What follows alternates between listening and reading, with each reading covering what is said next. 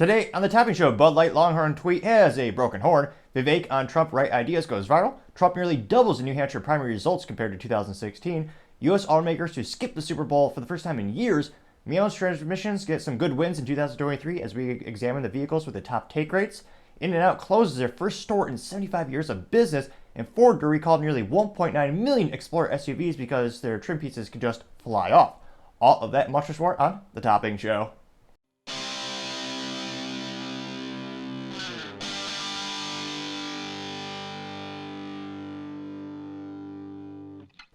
Thank you everyone for taking the time to tune in today. Today's episode of The Topping Show is sponsored by Topping Technologies. Topping Technologies is an IT value-added reseller and services company with a special proficiency IT security. Heck, I see their founder at least twice a day. Gotta say he's quite handsome and brilliant.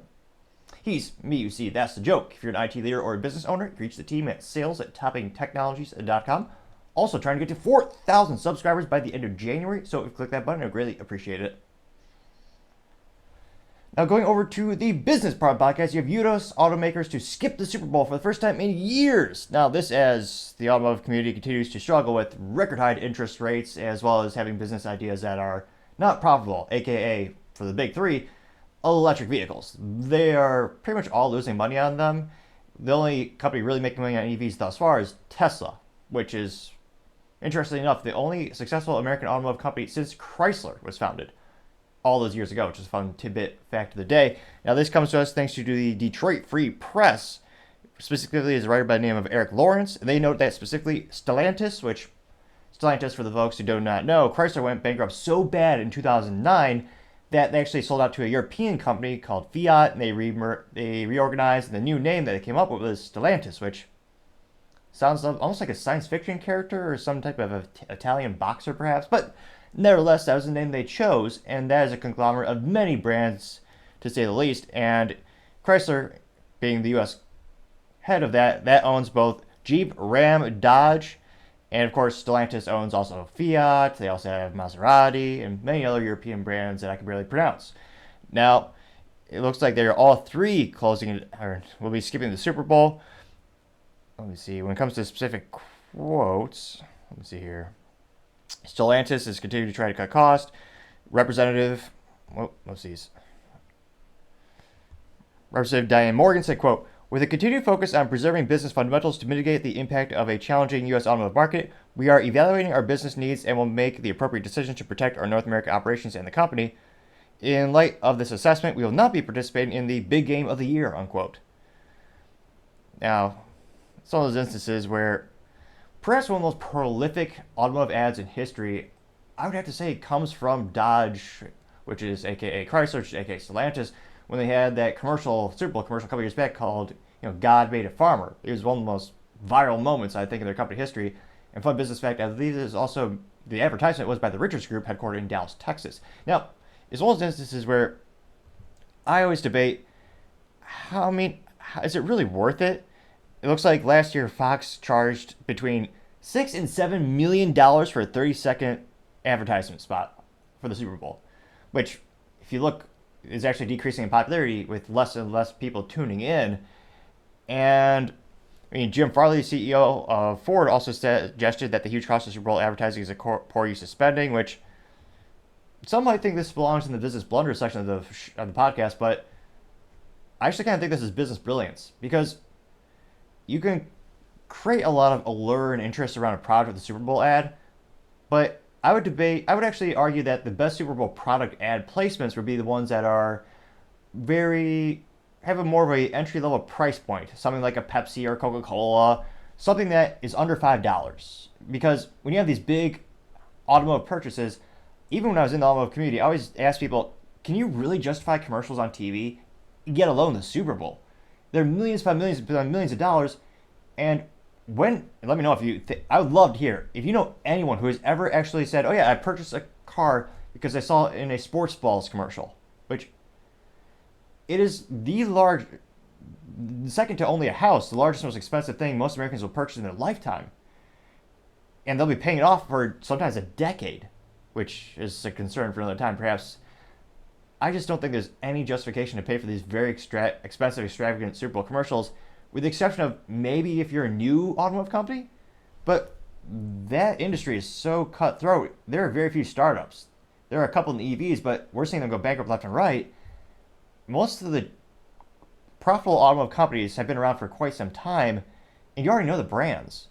And for instance, when I was looking at a car to purchase, when unfortunately I was in an accident, so I had to purchase a car, I basically had my categories. It had to be a stick shift, had to be reliable, ideally get good fuel economy but still have fun. I know that's a little bit of a contrarian statement, but I just had my criteria, and I searched forums, YouTube review videos, and I came across the 2018 Honda Civic Si, which only comes with a stick shift, as all cars should have by default. And I would say it's the best of both worlds. There's something oddly satisfying about passing a $70,000 plus C8 Corvette on the track with my little car, which has happened a couple times. But nevertheless, this money could be much better used with either paying car reviewers, just having more grassroots advertising. And even then, I would debate, I mean, is it really a big deal? I mean, GM, they spent a lot of money, which May would say is some of the business ineptitudes of the CEO, Mary Barra, when they hired the old Austin Powers actor Michael Myers for their EV commercial with the Super Bowl a couple years ago, where they talked about how General Motors is going to go all in on EVs, which statistically right now is a business blunder brewing for the year. They're losing money left and right, and the consumer preference is shifting much more to hybrids. But again, it is still shocking though, because I mean, again, GM did a whole thing with Netflix last year for the commercial. It's just, they put a lot of money in these things, but I think it's one of those things where now that the times are tough, you can't borrow cash for free. It used to be many businesses would be able to fund a myriad of the projects because the interest rates were basically zero for many, many years.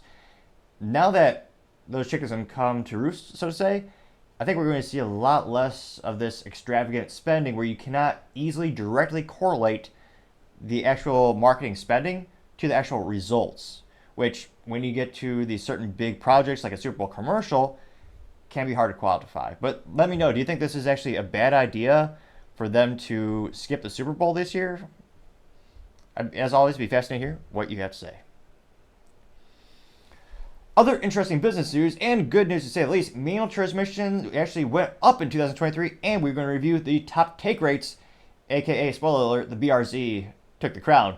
Now, this comes as more and more automotive companies have acquiesced to boring, computerized transmissions with only 2 pedals. It's boring beyond all belief. Some might say a crime against the automotive community. But nevertheless, there are a couple of manufacturers still keeping the 3 pedals alive, and thankfully consumers are still spending money on it. Granted, they need to spend a lot more to entice automotive manufacturers to make more of them, as well as, write to your representatives in government so that the government stops banning them with de facto emissions bans. But nevertheless, there are a little bit of a silver lining, so to say, for this situation. Now we're going to go over the top ones. Now, one of the top take rates comes from the Acura Integra Type R. Both the Type R and regular one. Now, it looks like the Type S. Now, granted, yes, it is a glorified Honda. Still, reliable, darn near bulletproof product. They note that the take rate for the Integra manual was 22%, which is pretty darn good. So of all the Integras they sold, 22% hit that.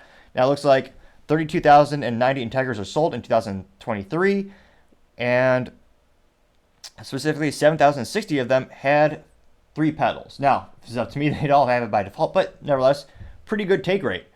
Now you have BMW, one of the highest take rates. The BMW M2, they came in at a 50% take rate, which is, it does make me smile.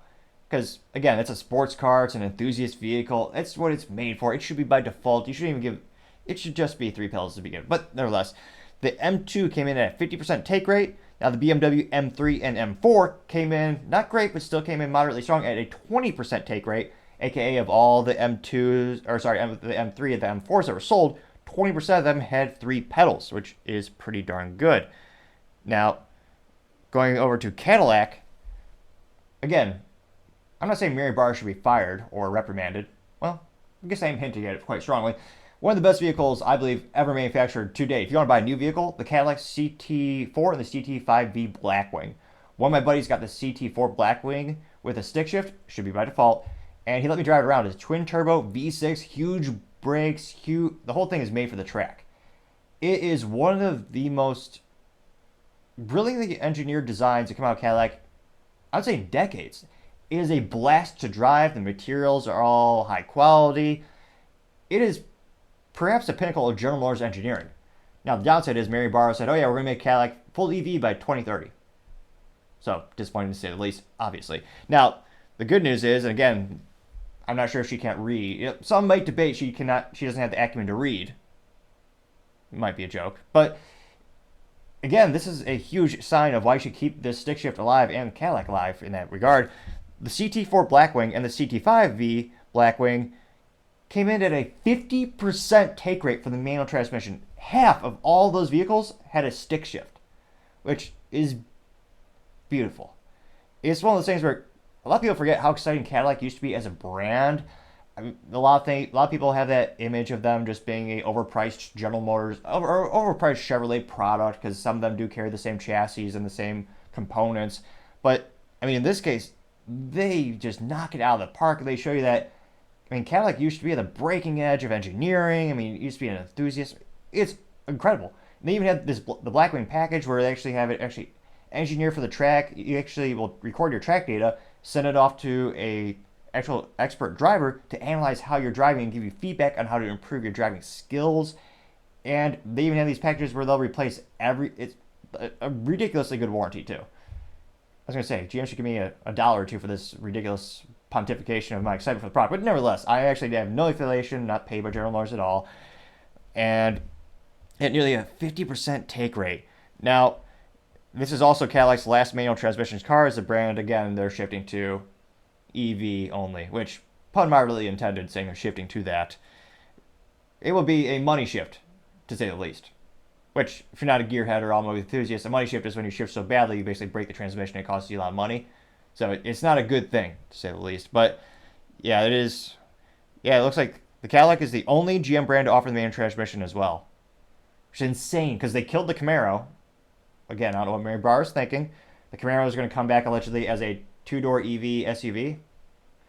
And the Corvette, the C8, of course, is only automatic, which they'll also have an EV as well. So yeah, it is sad how far GM has fallen. And under her leadership, the stock has gone down about 10% over the past 10 years, as she's been the CEO for 10 years. Most people would say that's terrible. I mean, I would. Now, other good news, now, in terms of other things that had manual transmission in 2023, the Camaro. Now, unfortunately, GM, I don't know if this perhaps above their pay grade, they can't track this data. Kidding. Kind of. But they noted that the Camaro sales for last year was double the prior year. And many of them had the good old 3 pedals. The last one ever made actually did come with a manual transmission, as they all should by default. And it is sad to see that pony car going away. Now, we don't give the statistics on how many of them sold, but again, that was an option last year. Same thing with the Dodge Challenger. They noted that they did sell 44,960 units last year, but they didn't break down the manual transmission. I suspect it would be a pretty high percentage because of it being the last year as an option, as again, Dodge is acquiesced to going with a electric version as well as a straight 6, which from the ground up, if you're a straight 6, like something like BMW, where that's a big part of your legacy, you perfected it, and that's what the fans and consumers and enthusiasts expect, okay, but if your old brand is big old V8 Hemis, I mean, that's just sad, to say the least. Now, other contenders come in. The winner of the Pony Wars, I would say, is the Ford Mustang.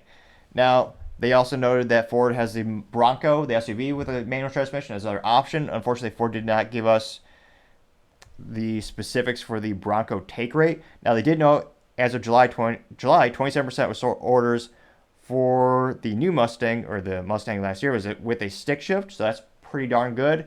And the only pony left with a good old V8 and a stick shift. Needless to say, Ford is also the only automotive company of the big three, Ford, General Motors, and Chrysler, that never killed the actual pony car. The Camaro and the Challenger, throughout the years, they did cancel it and bring it back. So, even though I think the Camaro is a little bit more fun to drive, and I always like the aesthetics of the looks a little bit more, at the end of the day, I truly believe, the Mustang did win the pony war. Going on to good old Honda, looks like one of the cars with the highest take rate was the good old Honda Civic, which came in at 7%.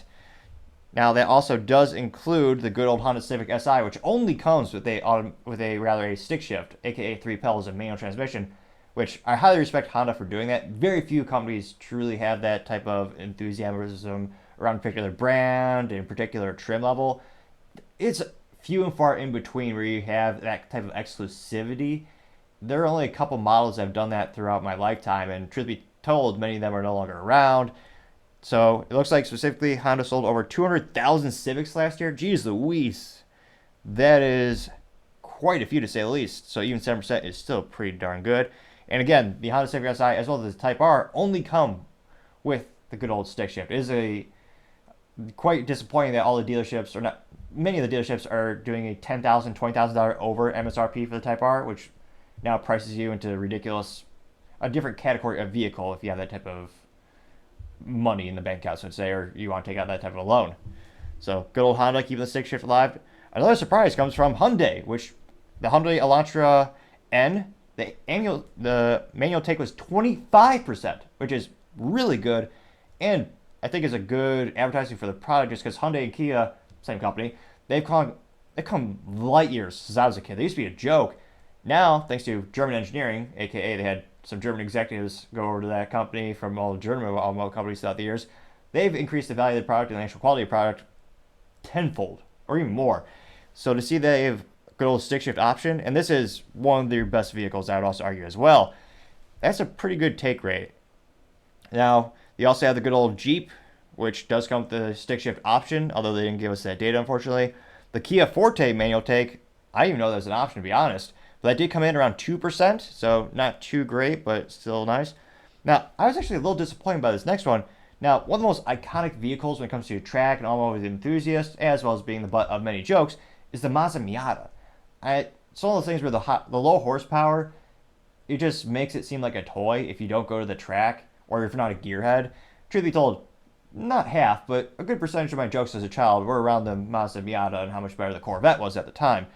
But go to the track for the first time, there are whole categories of people, there's whole spec groups for the Miata, and they do have unparalleled support from the factory for older models, providing support with not only just research and development, but you also have the parts that are easy to replace, as well as whole communities that have been built around it.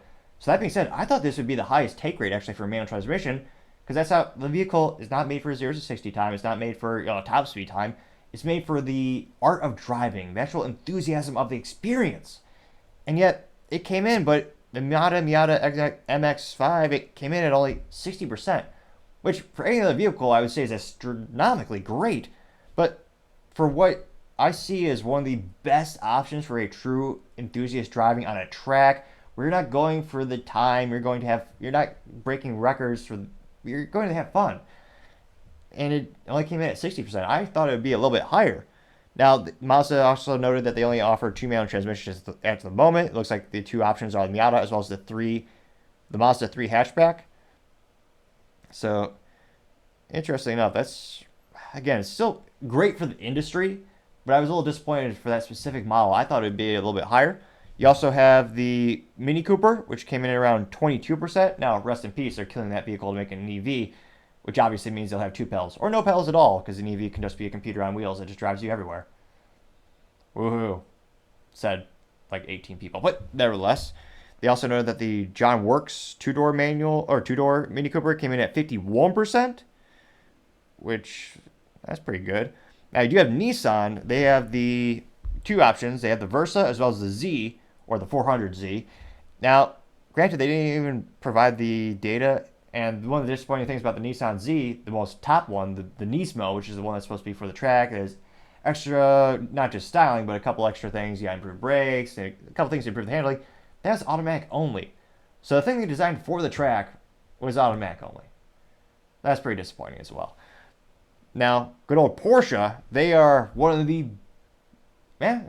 you could argue actually the last true high-level sports car that still is dedicated to the 3 pedals, the manual transmission, as every other exotic car is shifted, pun mildly intended, to the acquiesce to boring, electric or automatic transmissions.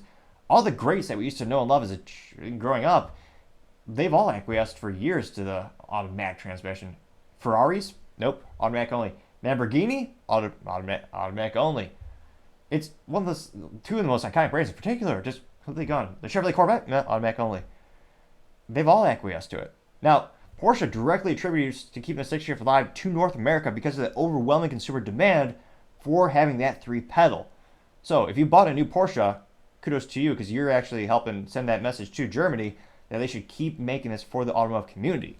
Now, it looks like the 718 and the 911 manual take rate on both models that offer the manual came in at 40%, which is not terrible. Now, when you break it down, actually, the split was generally a 40% manual and 60% dual clutch on the 718 and 911. Spokesperson doubts that they have changed too much or will change too much in the future. And you do have a couple models where it is automatic only, unfortunately.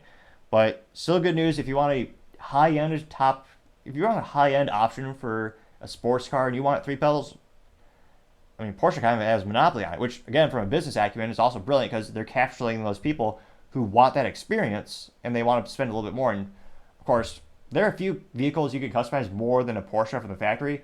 You could probably get a dictionary full or a thesaurus full of options with all line items. So you can have whatever you like, including, I think it's I forget the German word for it, but the custom paint jobs, like $35,000, if you want to have like a specific paint to sample for you to have alone. And the custom colors alone, I think even those like $15,000, which worth more than my Honda just for the paint, but still pretty cool and unique. Now, going down, you also have, let me see here. We're actually going to skip to the very top. The top one comes via Subaru, which we could debate is also Toyota. Now, that's thanks to the BRZ, also known as, BRZ, but also as the Toyota 86, because it is manufactured as a product of a joint venture partnership between the companies.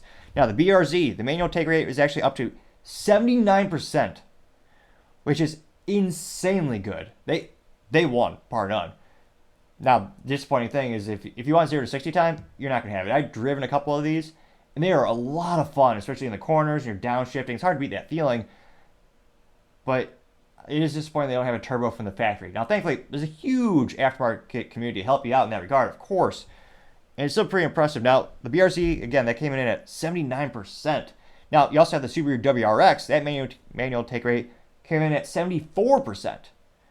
Which is even more impressive when you consider they've actually neutered that vehicle by not actually having an option for the top trim level, which is the STI, which that is perhaps one of the best things Subaru's ever made that I can think of. They also noted that the Impreza and Crosstrek did offer a manual. Still, that take rate is only 1.6%. And again, this is not financial advice, but if you want a car that's like a funny oddity to have in the future, I can't help but think Doug DeMero is going to review that car and bring a trailer in like 20 years, be like, this is the Impreza Crosstrek, and the Crosstrek, and it has 3 pedals, and his voice is infinitely better than mine, but talk about an oddity.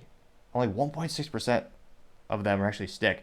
You also have the Toyota Supra, as well as the Toyota GR86. Now, interesting enough, the GR86, exact same thing as the Subaru BRZ, with different accoutrements, logos, badges, and a little bit of styling. The GR86 only came in at 48%, so I don't know if that's a issue with the advertising of Toyota, or that is astronomical. Basically the same vehicle, but again, I guess it goes also back to advertising, different consumer preferences. But interesting enough, yeah, that came in at only 48%. Now the GR Supra, that came in at 43%, which that's pretty good. Of course, me, I think every Supra by default should have a stick shift. Now, they also know that the Toyota Tacoma, the only truck in North America you can get with a stick shift, is the Toyota Tacoma. The Gladiator does not count. And that did come in at 1.4%. And it's also a shame that more trucks, or any trucks, have that option. You'd also have Volkswagen. The Golf GTI manual came in at a take rate of 50%. The Golf R manual came in at 40%. The Jetta GL manual came in at 40%. Then you also had the Jetta S Sport manual come in at 5%. Now, the sad thing about Volkswagen in the upcoming model year, which again, calendar year is different than model year, they know that the 2025 GTI, they're going to kill the stick shift because of European emissions. Yeah, you could have all the coal factories in the planet if you want for China, but heaven forbid you actually have some fun driving a car in Germany. But nevertheless, politics aside, that'll be later in the show. That's why they're killing that product. So those are all the top take rates, and needless to say, Subaru came in at the top, astonishingly enough, with a good old BRZ. Out of curiosity, of all the vehicles we mentioned, which one would you want to have the best or the most? The caveat is you can't sell it. So you can have anything we talked about today, but what would you want? as always, be fascinated to hear what you have to say.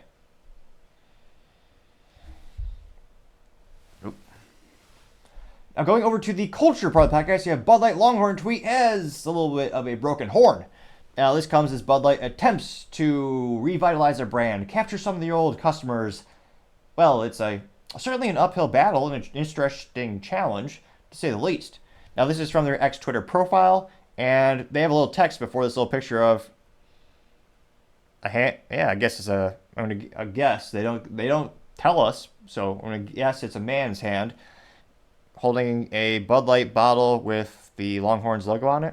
And they say, what we mean by, quote, horns up, unquote. And interestingly enough, the Bud Light aluminum bottle is not their signature blue. It is the Texas Longhorns color, which, good for the school to make some easy money. They just throw a logo on there. It's a good licensing agreement deal. And they are in Austin, so I suspect it won't have any negative impact on like the local sales in that regard. And yeah, it looks like, let me look here. Took down these statistics 24 hours after it was posted. It got some of the top views of the year. Actually, very well might be the top view of the year for Bud Light, specifically on X Twitter. It got 189,800 views, which is ridiculously good. That's phenomenal for Bud Light.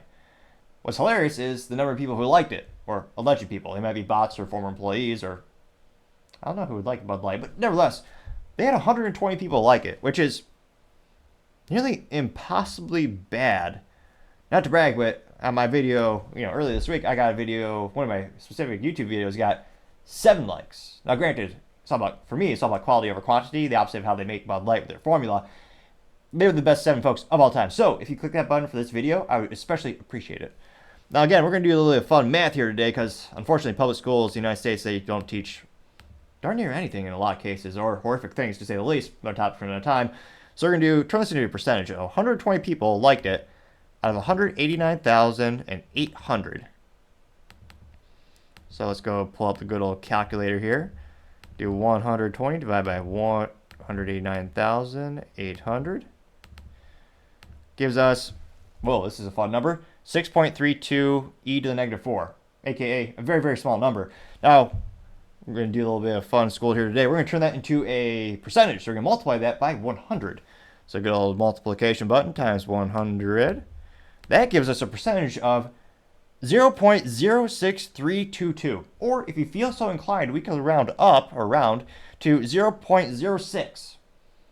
So 0.06% of people who saw this liked it, which is really ridiculously low. It would have been moderately hilarious if it was 0.08, which is the legal standard for being inebriated in the United States.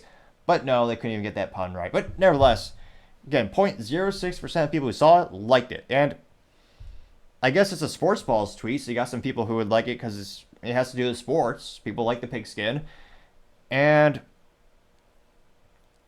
yeah, again, it's just a blurred background, so you're assuming they're at a sports balls game, but it almost looks like a concert because it's all blurred purple lights. But it's not really inspiring a person to buy a product. I mean, I already know they have collegiate deals or branding and licensing deals, which, again, it's a great opportunity for other people because they just get paid money just to basically rent out their logo, so to say. So, but maybe I'm wrong. Maybe some fans are so overwhelmed. So they saw this picture on the X Twitter. They printed it. They put it in front of the town square. The whole town came together. They stared at it for hours in awe. And a little tear came down because they were so excited. They went out and they bought Bud Light. Now, I'm not saying that didn't happen. I'm just saying the odds are probably 0.00000000237. Probably. But let's go in the comment section and find out. Someone by the name of Dukeness got 5 likes for posting a picture of some type of bobcat on a Bud Light bottle at some type of game with people in yellow and black, which I don't know if that's a collegiate game. I just know it's not the Iowa Hawkeyes, so epic fail. They're using our colors. But nevertheless, is that a Panther? Go to Dukeness profile. He has 808 followers, joined in 2008, so they've been around for some time. And looking at the post, this person likes cats, likes vintage Sports Illustrated. Who do they keep cheering for? Mizzo. It sounds like something the youth might say, like you're missing out on something. Or maybe Lizzo went on a diet, so she's Mizzo. But he's a fan of the Tigers, apparently. Though not Tony the Tiger, incidentally enough. But nevertheless, this does look like a real profile. And they did get 5 likes. That to me is most surprising. And Bud Light actually responded to this, so they have a modicum of intelligence. They actually started to interact with people who support the brand. Now, Bud Light responded saying M-I-Z. Is? I could only guess they're trying to spell Missouri or something else. And someone did like that. That got 1 like. Greg L. Sims responded with a really messed up looking bird on a Bud Light bottle with KU on the bird. That got 10 likes. And Bud Light responded saying, quote, hard to do better than Jay Hawks. I don't know how many people name birds. Like a Jay? Yeah, I guess. That got 13 likes. We have not seen this many likes that are supportive of Bud Light for probably a year, which I guess shows you the power of sports balls and how much people love their college and that brands. So maybe they're all positive. Maybe. No, spoiler alert, they're not. Now as we scroll down, now we get to the ones that are having many likes. Now, I believe this is the most liked comment of all for this particular X Twitter thread or post, whatever you call it these days. It comes from Connor. Now, Connor says, quote, quote, in shocking news, gayest company ever supports the Longhorns, unquote. They got 205 likes. Now, granted, that might not be a pejorative statement because they're the college is in Austin, and Austin has a lot of that community. So I don't know if this is a good or bad thing for Bud Light. Well, you're going to say it's bad. Paul in says, quote, that does it. I've been a fan since 1964 and a season ticket holder since 1991. I just threw my Vince Young jersey into the fireplace and I've never felt as low as I do now. My wife is angry and the kids are crying. I'm taking my money and fanhood to TCU, unquote. That got 14 likes, and I can't hope it's true because it is so hilarious. Maybe we're gonna believe it's true. I can't imagine some being so viscerally annoyed with Bud Light. I mean, or angry with them that they destroy their own personal property. Again, I don't think people ever. No, I don't know. People get pretty raw and emotional, I suppose, but that is hilarious to get that upset. Husker. Well, let's see here. Oh, come on. Sometimes touchscreens are the best thing in the world. Sometimes they just don't like to work. So another top comment comes from Husker Buzz, and they say, quote, you seriously thought this was a good tweet after seeing Barstool UT's tweet, huh? Unquote. Got 27 likes. Count Luke Tombly Von Jolly, interesting name. He comes in saying, quote, wow, UT just came out of the closet, unquote, getting 38 likes. Mr. Football, which A+ for marketing. Not only does this person have a football emoji in their name, but they also have a profile picture of a old school football player. You know exactly what they're all about. Now, he says, ha ha ha, and he has a sales chart showing percentage same week compared to 2022 compared to 2023 sales after the Dylan Mulvaney incident, where Bud Light decided to pay Dylan Mulvaney $185,000 for basically 2 pictures and a video of Dylan celebrating Dylan's 365 day of womanhood with a special can with Dylan's face on it. I have to keep using the name in terms of YouTube likes to get rid of videos if you don't use certain pronouns. 1984 truly has become reality, unfortunately. Nevertheless, that flow chart that shows the sales dropping a lot got 9 likes. LJ Porras says, quote, I see a Texas Tech guns up, so thanks Bud Light and wreck 'em. They got 12 likes. Jake says, on brand, and it's... What? I don't know if this is someone who hijacked a profile or it's a Photoshop, but it's Texas Football is the profile name, and it looks like one of the players is being very much happy, or I guess you would say gay. That got 38 likes. Let's see here. Woody Sports says, quote, the L in LGBTQ stands for Longhorns. Of course, they support them. And it's a GIF, or as you might say, a GIF of a, what is this? A garden gnome throwing up a rainbow. I got 24 likes for that GIF. Will Langen says, quote, looks like guns up to me, unquote, getting 13 likes. Kent Hans says, quote, oh no, unquote, just got 12 likes. The Smoothest Toad says, quote, you could not time this tweet worse if you tried. I'll check back on this, unquote, getting 17 likes. Yeah, here we go. Profile says, quote, the Texas Longhorns down bad. And is a picture of Dylan Mulvaney dressed up as Audrey Hepburn, holding a Bud Light can, wearing, I don't know, elbow-high gloves, dressed up as Audrey Hepburn, and having a smile as awkward as Ron DeSantis or me, debatably. The smile is only the awkward, same as me or worse awkward, you can decide. That got 33 likes. Let's see here. Peacemaker 316 says, quote, I'm here for the Marketing Fails 101. This is such material. There's so much material in this class. It is hard to believe, unquote. Getting 8 likes. It's Wimmed says, quote, fixed it, and they just changed the orientation of the photos so the Longhorns were down. They got 9 likes. Let's see here. And then a lot of things between 0 and 1 likes, all making fun of Bud Light. And then a couple of them actually praising and cheering on the Texas Longhorns. A lot more of the GIF for the garden gnome throwing up.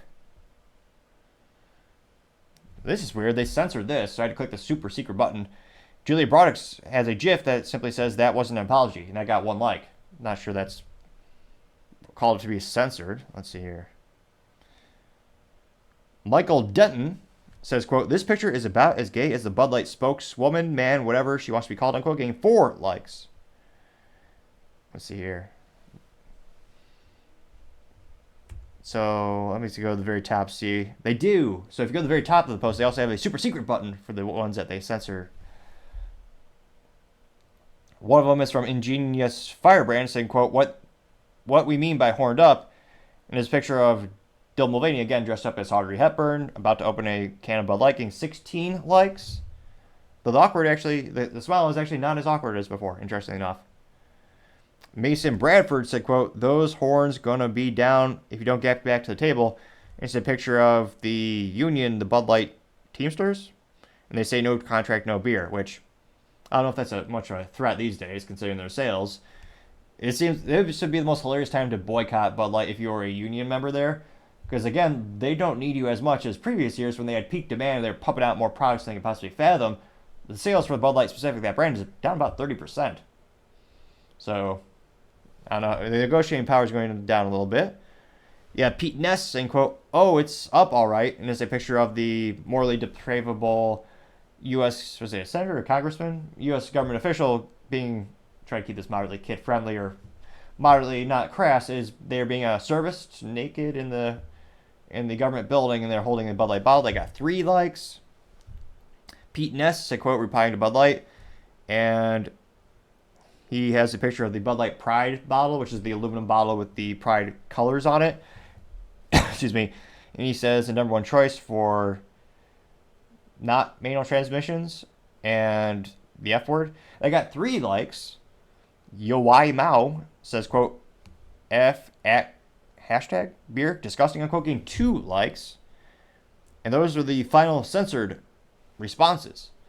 So interestingly enough, they did get a couple positive responses, which I think really doesn't show you the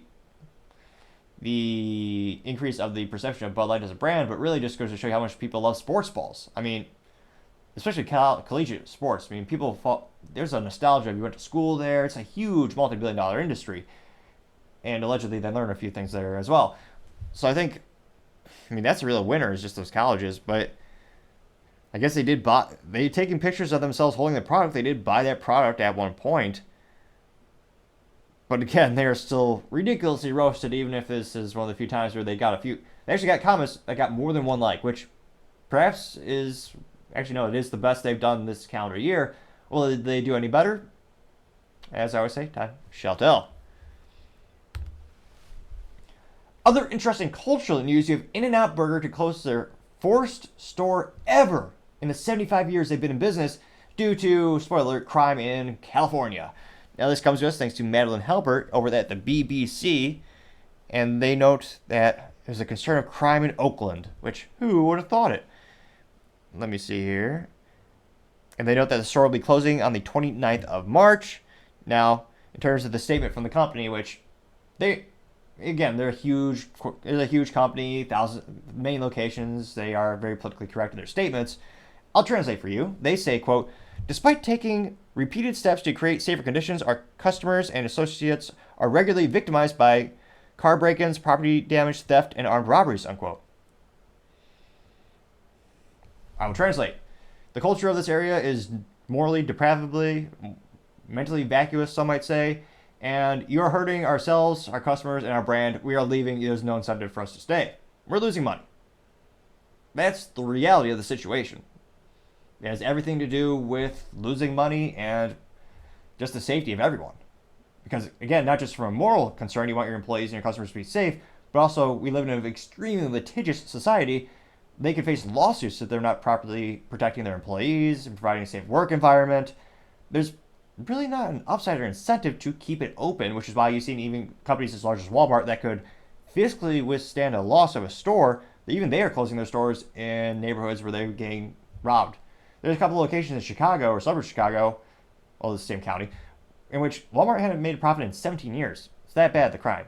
Now, in terms of statistics, they know that violent crimes increased by 18% from 2019 to 2022, according to the data from the police department. Robberies rose by 37% and burglaries by 24% in 2023, according to the data reviewed by KPIX, a local affiliate of BBC's U.S. partner, CBS News. Now, this says less and less people are actually calling in crime because, again, they see the district attorneys in California and they just don't prosecute them. They famously decided to make it no longer a felony to steal, basically. So, and again, you get what you vote for. Culturally speaking, they voted for this. They wanted it. So, if you used to be back in the day, and I say back in the day, 24, 36 months ago, if you stole an item over a certain dollar amount, you'd be prosecuted. It'd be a felony in California. Now they changed the law so that if it's under $950 of value, well, now it's a misdemeanor, which, again, the way the public justice system works in the United States, it's a very big volume business. They don't want to take the time, energy, and resources to take it to actual court to be litigated, so they do a lot with plea agreements. So they would give you a lesser offense to give you an incentive to plea right then and there. So instead of pleading it down from a felony, they're pleading it down from a misdemeanor into something lesser. And in some cases, they aren't even prosecuting them at all. So they're very much building their own culture in Oakland. And again, this restaurant just said, you know what? We just can't take it. Now, they noted that several other, let's see here, even though the whole U.S. murder rate, so in the country, the murder rate went down by 10% last year, and violent crime also dropped down dramatically, according to the FBI, but not Oakland. Who would have thought? So again, culturally speaking, the crime is getting out of control, and yet I don't see anything changing anytime soon. And this will get worse and worse as more and more businesses, especially right now, a lot of hard times for a lot of companies and a lot of people, they can't afford to have these operations anymore where they're losing money. It used to be back in the day, they would accept a certain amount of slippage if you're a store or retailer, you're having some products being stolen. They could absorb a certain amount of losses because overall they're still making a profit. Everyone's tightening their belts these days. They just can't take it anymore. And culturally speaking, I do hope things turn around or there's some type of grassroots initiative to clean up the city. Or, I mean, a lot of people say, there's a lot of people are debating the loss of religion being a contributing factor, a lot of faith goers going down. Culturally speaking, there's also a lot of people that are just not in touch with their local community. Obviously, it's a complex situation with many variables, but at the end of the day, the outcome has been increased crime, increased theft, increased property damage. And these businesses, especially in California, they just can't take it more. So a lot of them are just leaving all completely. Now, again, this is just one location, but it is interesting. This company's been around for almost 100 years, and yet this is the first time they have to close down a site, and it's because of the cultural decay of Oakland. So obviously, there's a myriad of incentives I do hope things get better, because the benefits would be numerous, not just fiscally for businesses and people, but culturally it'd be a huge turnaround, and I think it's desperately needed. Unfortunately, I don't see, I don't very much see a cultural roadmap, or I don't see a lot of people trying to get it moving in that direction. I see a lot of people and businesses leaving because just what's being done on the local level. So I almost say this is the business blunder of the day, but it's not. It's the right thing for the business to do. It's the safest thing for the employees as well as their prospective clients. And it'll be interesting to see if there's type of a cultural shift where maybe, things start to turn around, or it just continues down the good old slippery slope, which is no longer really a theory. It's just, I would say, it's more of a fact.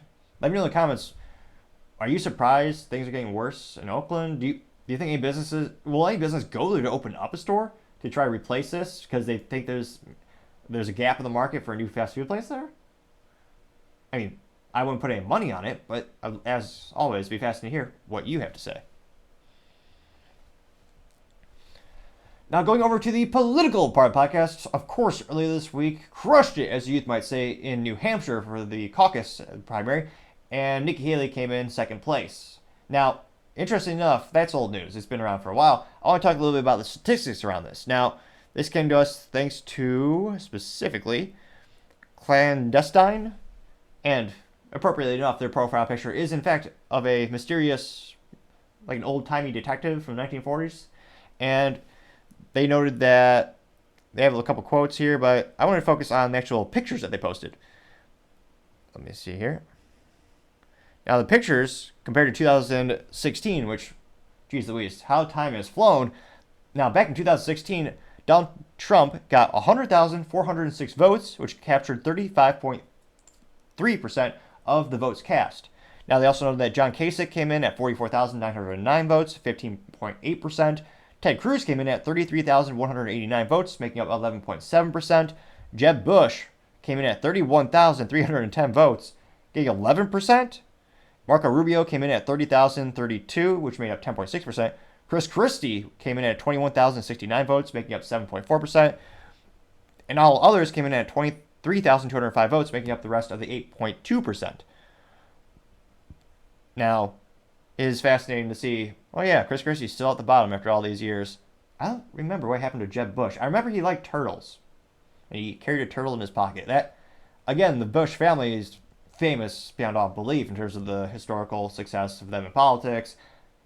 But what do you remember about Jeb Bush, besides the weird fact that he carried a toy turtle in his pocket? I remember there was some special meaning behind it. There's a story behind it. But I just remember he was soft-spoken and he carried a turtle. That's the memorable things about Jeb Bush. Let me know what you think of when you think of Jeb Bush in the comments. And again, that is still astronomically impressive considering Trump probably had no political success, and yet he more than doubled the person in second place. Now, granted, that's 2016. Now, fast forwarding a couple years, Trump came in at 172,479 votes. And it could also come in at, again, this is reporting at, that was statistically from 95% of the votes being in. That came in at 54.4%, getting 12 delegates.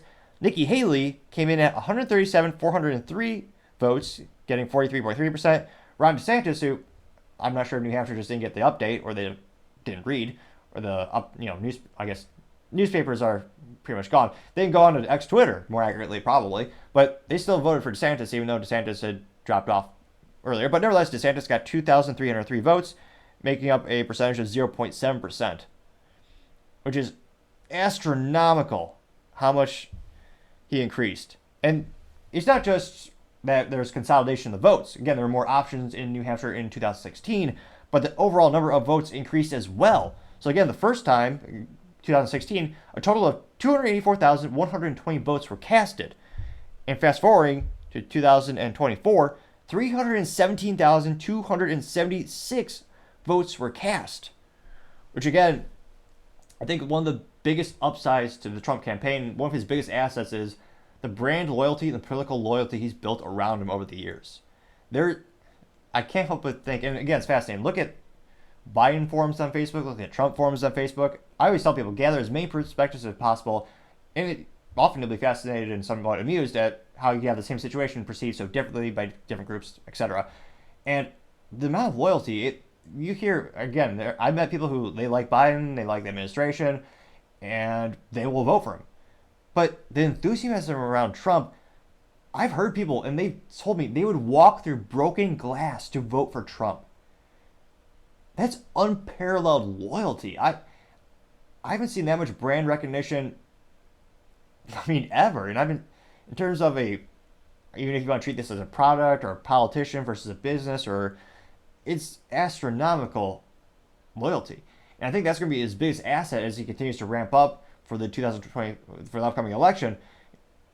I mean, he has that type of loyalty. Now, the big issue is how does he gain voters from the middle of the political aisle and increase the voters that he had lost going from 2016 to 2020?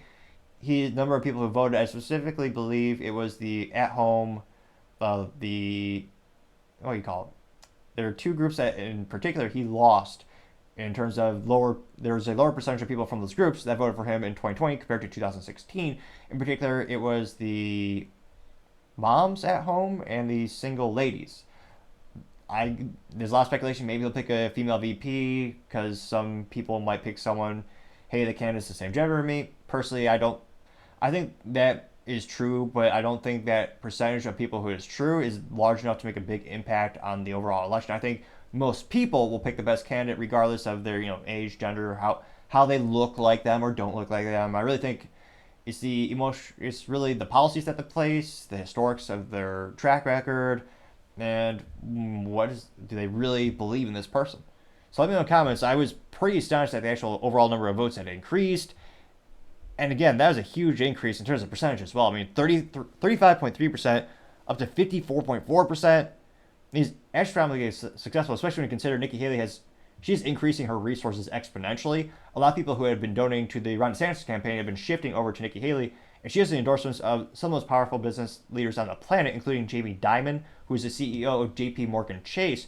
And he specifically was saying, as many businesses do, kind of to hedge your bets in terms of she has a lot of policies that are more democratic.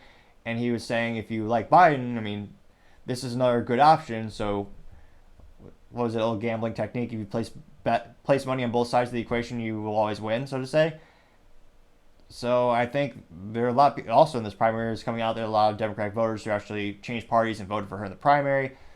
So it'll be interesting to see how it kind of winds up at the end of the day. But it's fascinating to see Trump just ever exponentially increasing in popularity as we go through these primaries. And even with the increased resources at the Nikki Haley campaign, with the additional funds that they're getting endorsements as well. Again, this is a gambling or financial advice, but if I were to place a bet on it, I still think Trump's going to come out ahead. But as I always say, time shall tell.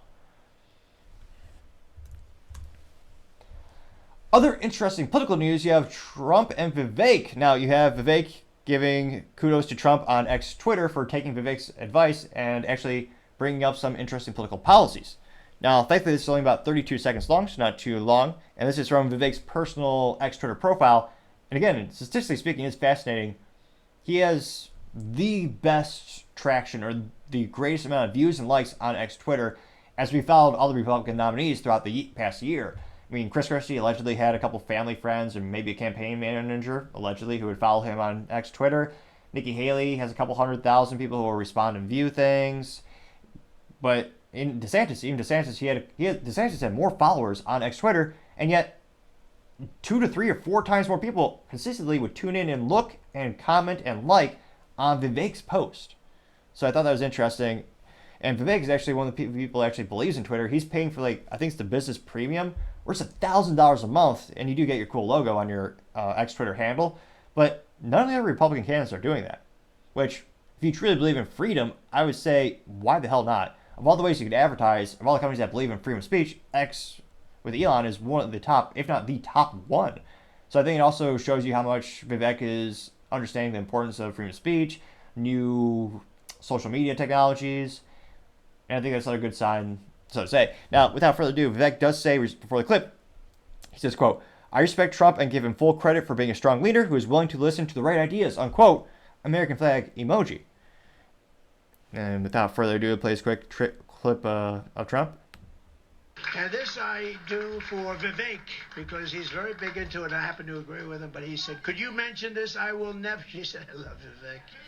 I love him too now. I didn't love him when he was running, but I like him now. It's amazing the way you can like somebody when you win, right? But Vivek is great. He's really great. But he wanted this, and I'll give him full credit for it. It's very important, actually. I will never allow the creation of a central bank digital currency. And that's perhaps one of the most important things that could affect everyone going into the upcoming years, giving the government unprecedented, unparalleled control to just turn off your ability to spend money or buy anything or make a living. That's having a social credit score. There's a exponentially more downsides to giving the government that type of power as opposed to any upside, I would argue. And again, statistically speaking, I wrote down these facts after 48 hours after this was posted. This got 2.6 million views and 58,000 likes. So even though Vivek is no longer running for the Republican nominee, he's obviously helping Trump out a lot. He's actually has the same or more likes, views, and comments on all these videos, as opposed to the other Republican nominees who have kind of faded into existence. I think Chris Christie, I mean, statistically speaking, he's probably just eating somewhere, but you really don't see him much on social media anymore, although perhaps you'll get an appointment maybe in the Democratic Party soon, allegedly. Now, going to the comments, and again, I think this is especially on point, but maybe I'm wrong. Maybe I'm a minority of this thought. Let's go in the comments and find out. Paul Zazupa says, quote, President Trump is open to great ideas, and Vivek's idea of banning CBDC was great. I can foresee a very strong partnership between Vivek and Trump. That gives me hope. I hope gentlemen will continue to work together to save America. Unquote, getting 299 likes. Let's see here. America First replied, America First, American flag emoji as well. And it was looks like a campaign picture, Trump Vivek, Make America Great Again, 2024. They got 295 likes. Marjorie Taylor Greene press release parody account says, quote, Donald Trump is the only person that could take us out of this mess. I hope we can make it in November, unquote, getting 160 likes. Elijah Bloom? Is it really Elijah? Nevertheless, he says, quote, best president VP team in history. Next 4 years are going to be incredible, unquote, getting 181 likes. Donut Operator said, quote, he didn't have to be such a dick about it, unquote, getting 709 likes. I thought that was, I don't know, perhaps this person is interpreting Trump's statement as pejorative? I don't know. Let me know in the comments if you think differently. I thought it was pretty positive overall. I don't know. Let me know. It'd be fascinating to hear what you have to say, but I thought it was, let me see here, pretty positive. Big Brains Politics says, quote, Vivek, it's now your duty to once in a while whisper into Trump's ear, sir, the FBI needs to be dismantled or serious reform, not a beautiful new huge building, unquote.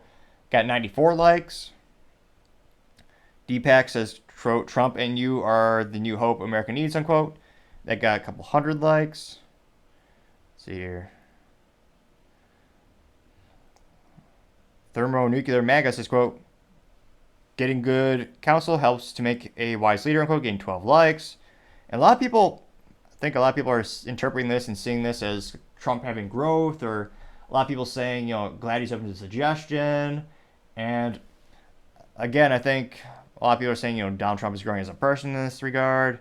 I think the more credit he gives to Vivek, and other of his advisors that he's surrounding himself with, I think the more political success he's going to have. And again, I think this is definitely going to help Trump out. Because again, I think Vivek brings a lot of these newer ideas to Trump that he might not be familiar with or he doesn't see as a big issue. And again, we all have our personal blinders on in some categories. We just don't realize things. That's why I always, 2 pairs of eyes are better than one. A bit more perspectives, the better. So it'll be interesting to see as Trump continues his campaign, how much can this help continue to boost his numbers. And let me know in the comments if you think this is just going to continue. I was going to say, I also suspect this will, continue to fuel the rumor that maybe Vivek is going to be the VP. Excuse me. But let me know in the comments. It'll be fascinating to hear what you have to say. Now, going on to the business blunder of the day, you have Ford to recall about 1.9 million Ford Explorer SUVs due to trim possibly falling off and maybe causing accidents. Not great. Now, this says Ford continues to have more recalls than I could possibly fathom. You could actually make a whole podcast around that one category. I'm not sure how interesting it would be, but there's a lot of content to work with, to say the least. Now, this comes to us thanks to CBS News, specifically Elizabeth Nepoloni, and she noted that the recall will cover Explorers from 2011 to 2019 model years. Now, they note that the recall concerns an A-pillar retention clips that hold the trim that covers the vehicle's roof supports by the windshield. A-pillar trim retention clips may not be properly engaged, allowing the trim to detach, unquote. And that's from a Ford Motor stated in notification that is sent to the National Highway Traffic Safety Administration, acknowledging the recall. Flying parts could increase the risk of a crash, the agency said, both for the vehicle, its driver, and the others on the road. Looks like Ford recall comes after a year after the National Highway Traffic Association first announced its investigation into the sports utilities vehicles after receiving 164 complaints about trim pieces detaching on 2011 to 2019 Explorer SUVs. Now, the silver lining of the situation is, and of course, I always like to tell people, if you squint hard enough in life, you'll find a silver lining, or maybe a Cracker Jack prize, some might say. Nevertheless, the good news is that there are no reports of any crashes or injuries related to the loose parts at this time. So, not only good for litigation, lawsuits, and the shareholders, but also good morally. It always looks exponentially worse terribly, and is terribly, if there actually have been injuries or, heaven forbid, actual deaths from an actual recall. Now, this hasn't gotten to that point, and given the nature of the specific mechanical failure, I don't suspect would lead to any, but again, you want to get ahead of these situations and recall them before it could happen. Now, they noted that Ford encourages owners of the recalled vehicles to contact dealers for an inspection where the parts will be available. Ford dealers will inspect and replace the A-pillar trim for free if needed, according to the recall. Now, they also know that car owners will receive a letter about the safety risk after March 13th, 2024, and a second letter will follow them when the remedy is available. Or you just tune in on this podcast instead of snail mail and relying on the U.S. Postal Service, heaven forbid. Now, they also noted that if you're specifically may be affected, you can call in and they'll run to their actual vehicle identification number or your VIN number. And unfortunately, if you are one of those folks, you can call this number. They note that Ford customer service is 1-866-436-7332, and Ford's Ford number for this recall is 24S02. So again, if you own one of those vehicles that may be affected, call 1-866-437-7332. And the recall number for this is 24S02. Or you can call the National Highway Traffic Association, which is 1-888-327-4236. Again, NHTSA is 1-888-327-4236. So it'll be interesting to see. Again, I'm not sure again, this is one of those instances where a vehicle is the most complex, second most expensive thing most Americans will ever buy in their lifetime. I understand it's hard to do quality testing when there are so many components, and many of which you don't manufacture in-house. You work with a myriad of suppliers and sub-suppliers. It's a complex thing, don't get me wrong. I understand that. But there's so many recalls, I almost wonder, what is their durability test for these vehicles or these suppliers for the sub-components? I mean, this seems like either the clip was not spec'd properly, and again, if it's just off by a fraction of a millimeter, over time it could shake loose. I mean, again, there are a lot of variables. But again, I don't know if it's going to take, but whatever they're doing for quality assurance for these vehicles, just double the time or double the resources or double the wheel time, or aka the amount of time a test driver is behind the wheel or an actual machinist touching the vehicle, so they can get to more of these failure points and fix them prior to. Because again, every time there's a recall, not only this is going to cost Ford money. Now granted, it sounds like it's just a little clip, so fiscally speaking, it might not even be $5 per unit. Now in aggregate, that adds up. And also, dealers don't necessarily like this, and it's not profitable for the dealers in most cases. They're just paid a minimum amount by Ford Motor Company. It's not good for the shareholders because it's not just the cost of the component, but also the cost to install it. Because again, the consumer does not have to pay for it. So the upside is, if you're a consumer, this isn't going to hurt your pocketbook. The company is paying for this. But again, it hurts the brand reputation, and Ford is supposed to be, I don't know if it's not a coincidence, but they used to have the commercials called Ford Tough. And that used to be the whole shtick about the company. And you have all these recalls that just chisel away at the brand you're trying to build. And they stopped making cars to try to focus more on SUVs and trucks because, one, they're more profitable. Two, it's what they were selling most by number of units sold as well. And they're supposed to be more durable. And I would think if you have less vehicles you're selling and manufacturing, you're focusing on less product lines, you should be able to put more quality assurance into them. And again, the consumer perception is, well, this is, again, thankfully, it's not a mechanical failure, it's not an engine failure, it's not going to grenade the car, so to say, where a subcomponent of the engine breaks and causes the whole engine to catastrophically fail. Again, there's silver linings, but at the end of the day, having a recall that tarnishes your brand, it's a frustration thing for the consumers to have to go to the dealership and spend time and energy to do that. I gotta say, that is certainly the business blunder of the day. Thank you everyone again for taking the time to tune in today. Again, we're trying to get to 4,000 subscribers by the end of January, so if you click that button, I greatly appreciate it. Also, leaving a thumbs up, a thumbs down, or comment is a great way to give me some additional comments and additional feedback on how I can make the show better and better. Also, and lastly, don't forget to take time to tell your family, tell your friends, tell your coworkers, heck, tell your enemies, tell anyone and everyone. Just stay safe, fight the good fight.